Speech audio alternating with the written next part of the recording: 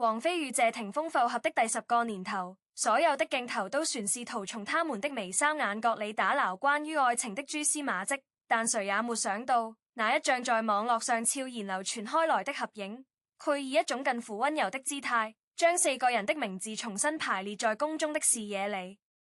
照片裏的光線柔和得像是某個慵懶午後被誰不小心打翻的蜂蜜罐子。王菲的落膊輕輕搭在 Lucas 的肩上，那種隨意的親昵裏沒有半分刻意表現的成分，仿佛他只是順手扶住了一顆正在抽跳的小白羊。而 Lucas 微微側過臉，嘴角的弧度和母親張柏芝年輕時如出一轍，帶着點港島少年獨有的漫不經心的英俊。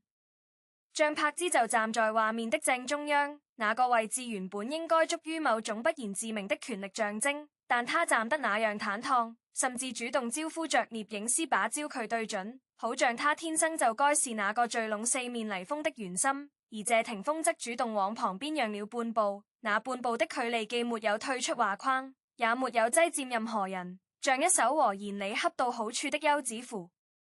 這張合影的魔力在於它幾乎推翻了我們這個時代關於利益家庭所有約定俗成的悲情腳本，那些被電視劇和情感專欄反覆灌輸的劍拔弩張，那些在社交媒體上隔空交火的暗戰，那些在孩子撫養權拉鋸戰中必然產生的裂痕，突然在這4個人的站位裡失去了所有解釋力。人們熱衷於衝一張家庭合影裡解讀出宮鬥般的暗衝，但這次他們失望了，因為畫面裡既沒有故作姿態的親密，也沒有勉強擁持的體面，有的只是4個獨立而完整的靈魂在某個時間節點上達成了某種無需言說的默契。那種默契讓圍觀者忽然意識到，原來成年人處理過往的方式可以不必是斬斷所有交集，原來情感的最高段位不是非此即彼的佔有，而是給彼此留下足夠寬敞的呼吸空間。王菲的指尖搭在 Lucas 肩頭的那一瞬，被無數放大鏡式的分析解讀為是好或破冰，但真正經歷過歲月淘洗的人都明白，那不過是一個見過天地也見過終生的人，面對一個正在長成的少年時最自然的姿態，就像春天路過一棵樹時，佢順手拂去它枝丫上的積雪。要真正理解這張合影的分量，或苦需要把時間的指鉗撥回那些被娛樂版頭條切成碎片的年月裡，看看這4個人各自走過了怎樣蜿蜒的心路，才能在某一個尋常的午後呈現出如此不尋常的平靜。王菲的名字曾經是華語樂壇最鋒利的一道光芒，她的嗓音裡住着整個90年代的霓虹與迷惘，但她的感情線卻比任何一首歌詞都更難被押韻。從竇唯的4合院到李亞鵬的嫣然天使，每一段都像是在懸崖邊跳舞，勇敢到近乎天真。而他和謝霆鋒那段相差11歲的戀情，在千禧年之初幾乎震碎了所有傳統觀念的桎梏。彼時的謝霆鋒還是留着長髮、率吉他的叛逆少年，兩個人在紅館後台對視的眼神，被記者定格成世紀之交最轟動的愛情注腳。後來他們各自在人生的岔路口走散，謝霆鋒牽着張柏芝的手走進婚姻的禮堂時，所有人都以為那才是塵世煙火裡最踏實的列局。張柏芝的美是帶有侵略性的，但她為謝霆鋒生下 Lucas 和 Quintus 之後，那種美忽然被鍍上了一層母性的柔光。她抱着嬰人出現在菜市場的照片裡，褪去所有星光，不過是一個會為孩子發燒而徹夜不眠的普通母親。離婚聲明來得並不突然，但依然在娛樂圈掀起了驚濤駭浪。兩個兒子的撫養權落定在張柏芝手中時，媒體鋪天蓋地的報道都在暗示單親媽媽將要面對怎樣的艱辛。但張柏芝用此後數年的行動證明了她體納蘊含的能量遠比外界想象的更為棒。她帶着 Lucas 和 Quintus 在新加坡的街頭散步，陪他們堆沙堡、學滑板，僵足每一個尋常的生日。那些被狗仔最遠距離偷拍到的模糊影像裡，母子三人的笑聲幾乎要日出像素之外。而謝霆鋒在離婚後沉寂了一段時間，那段時間他把自己埋進廚房研究風味料理，從搖滾少年歲變成係着圍裙做蔥油餅的男人。這種轉變讓很多老歌迷唏噓，但謝霆鋒自己說，煙火氣裡藏着最誠實的哲學。當他和王菲在多年後重新走到一起的消息傳開時，輿論場經歷了短暫的圓暈，有人翻出他們年輕時合唱的 MV 做對比，感嘆兜兜轉轉船是最初的人最好，也有人替張柏芝感到不值，覺得他獨自撫養孩子的辛勞終究被辜負。但生活從來不是非黑即白的道德劇，後來的日子裏人們逐漸看到了一種奇妙的情感地理學正在他們四人之間悄然成形。王菲和謝霆鋒在北京的胡同裏騎着自行車間逛，張柏芝帶着兒子們在東京的迪士尼樂園尖叫着坐過山車。Lucas 佢在父親的新綜藝播出後默默點個讚。Quintus 的生日派對上，謝霆鋒大大方方地出席，而張柏芝佢親手給前來接孩子的王菲遞上一杯自己煲的湯。這些碎片化的信息起初被娛樂媒體當作獵奇的邊角料來報道，但年復一年累積下來，公眾的態度從最初的震驚變成了困惑，又從困惑演變為某種隱秘的敬意。人們忽然意識到，這四個人似乎在共同創造一種前無古人的情感模式，那種模式裡沒有前任和現任的惡性競爭，沒有親子關係被撫養權切割後的撕扯，有的只是幾個成年人都在用自己的方式向兩個男孩證明，世界上的愛從來不是非此即彼的單算題。Lucas 在這張合影裡的位置尤其耐人尋味，18歲的少年已經比王菲高出半個頭，他穿着簡單的白 T 恤和牛仔褲，手腕上露出一截黑色皮繩，那是謝霆鋒在某次家庭聚餐時送給他的生日禮物，而王菲身上那件寬松的亞麻襯衫恰好和他牛仔褲的洗水顏色呼應，成某種不經意的和諧。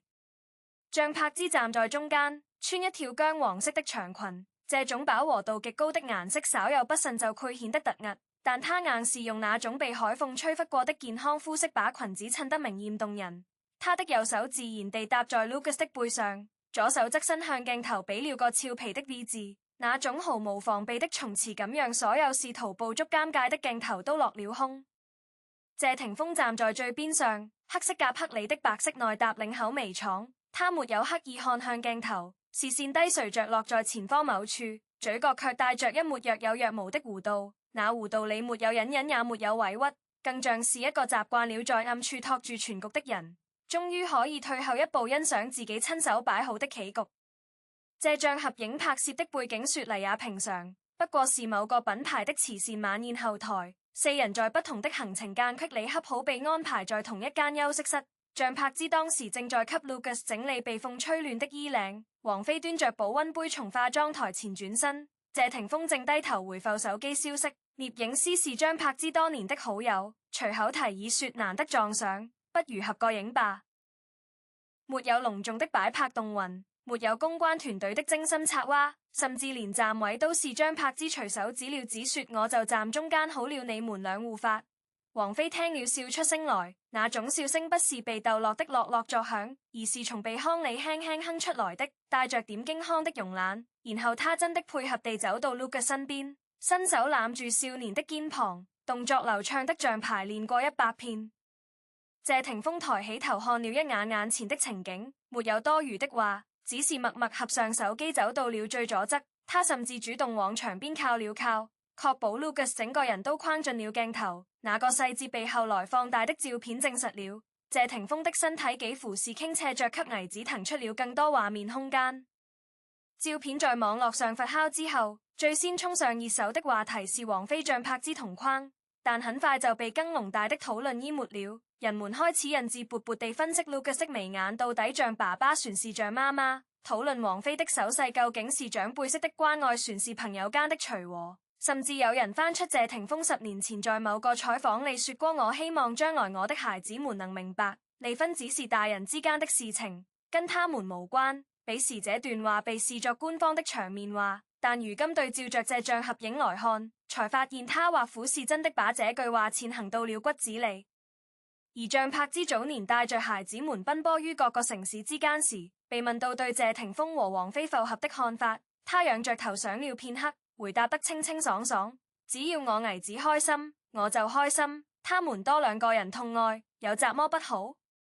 當時這段採訪被剪輯成短視頻，在各個平台流傳。評論歐里既有讚嘆他大度的，也有質疑他作秀的。但時間是最誠實的試金石。此後多年裡，他從未在任何公開場合流露過半句怨罪，也沒有利用孩子進行過任何情感綁架。這種近乎固執的坦蕩，最終讓所有質疑聲偃旗息鼓。或苦真正的高情商並不是某種精於算計的社交技巧，而是這四個人在漫長的歲月裡各自修煉出的一種通透。王菲的通透在於她從不試圖扮演一個完美繼母的角色，她不愧刻意討好 Lucas 和 Quintus， 也不愧在社交媒體上曬出親密合照嚟證明雜魔。但她愧記得 Lucas 對芒果過敏，愧在家庭聚餐時默默把芒果布丁移到離他最遠的位置，也愧在 Quintus 參加學校足球賽時託人送去一箱護腿板，東西送到就走，不多留1分鐘，也不多說一句話。謝霆鋒的通透在於他找到了那個最微妙的平衡點，他既沒有因為愧疚而過度溺愛孩子，也沒有因為新的戀情而疏遠過去。他每周固定的親子時間雷打不動，即便在拍攝風味最忙碌的季節，也拒趕紅眼航班飛回香港陪兒子們吃一毒早茶。而他和王菲相處時從不刻意迴避孩子的話題，甚至拒主動和張柏芝溝通教育理念上的分歧。那種溝通裡沒有曖昧不清的拉扯，只有兩個家長在開家長會時的例行公事。張柏芝的通透則帶着一種更為凌厲的清醒，她太清楚娛樂圈的法則了，知道眼淚和控訴能換來短期的同情，但換不嚟長久的尊重，所以她選擇把所有精力都投注在孩子的成長和自己的事業上。她開潮牌店、錄製綜藝、學油畫、考潛水證，把自己的生活經營得熱鬧而豐盛。這種豐盛讓她在站上合影的試位時沒有任何虛張聲勢的必要，因為她站在那裡原本就是自己人生的主角，不需要通過貶低任何人來證明自己的價值。而 Lucas 的通透或苦是最動人的，這個在鏡頭下長大的少年比同齡人更早見識過輿論的風浪，但他身上沒有那種被過度曝光後的早熟和油滑。他在接受校園雜誌採訪時被問到對父親新戀情的看法，少年的回答只有簡單一句：我媽媽告訴我，愛是很廣的東西，可以分給很多人。這句話後來被張柏芝在採訪中笑着更正，說他原話其實是愛不是蛋糕切一塊少一塊，而是泉水越舀越多。但 Lucas 記憶裡的簡化版本反而更直擊人心。這張合影之所以被網友戲稱為情商天花板，或許正是因為他無意中示範了一種足以讓所有情感專家閉嘴的相處之道。那種相處之道裡沒有故作大度的虛偽，沒有忍辱負重的悲情，更沒有絲毫通過貶損前任來抬高自己的低級策略。